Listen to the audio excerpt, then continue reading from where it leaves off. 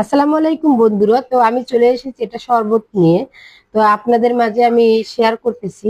গরম পড়ে গেছে, তো গরমে কিন্তু আমাদের বাচ্চা কাচ্চারা আসলে অনেক কিছু খেতে চায়।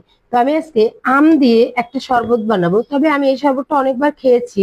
তো আপনারা কে কে খেয়েছেন অবশ্যই কমেন্ট করে জানিয়ে দেবেন, এবং এটায় কি কি লাগে সেগুলো আমি মাত্র আপনাদেরকে দেখাচ্ছি। প্রথমে নিলাম আমি কিছু আম, নিয়ে নিলাম পুদিনা পাতা, তারপর নিয়ে নিলাম শুকনো মরিচ, তারপরে এখানে লাগে বিট লবণ। তো আমার বাসায় আসলে বিট লবণটা ছিল না, এজন্য শেষ, এজন্য আমি সাদা লবণটা নিয়ে নিচ্ছি আমি চিনি।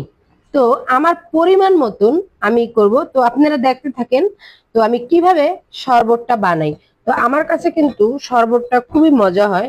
তো আপনারা সাথেই থাকেন, আপনারা সবাই সাথে থাকেন, থাকলে অবশ্যই দেখবেন যে আমি কিভাবে বানালাম। এবং আমি জানি না আপনারা কে কে খেয়েছেন, তো যদি না খান অবশ্যই ট্রাই করবেন। তো খুবই সুস্বাদু একটা খাবার, আমার কাছে খুব ভালো লাগে। তো আমি এখানে যা যা দেওয়ার পুরোটাই দিয়ে নিয়েছি। এখানে আমি পরিমাণ মতো একটু পানি দেব, তারপর যতটুকু দরকার আমি দিব। তো সাথেই থাকেন আপনারা যে আমি কিভাবে বানাচ্ছি। তো আমার ব্লেন্ডার করা শেষ, এই যে দেখুন। তো এবার কিভাবে আমি আবারও এটাকে খুব সুন্দরভাবে আমি শরবতটা বানাই, দেখতে থাকুন।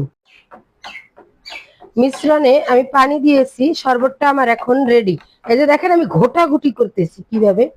তো এখন আমি এটাকে সুন্দরভাবে সাজাবো এবং আমি পরিবেশন করব।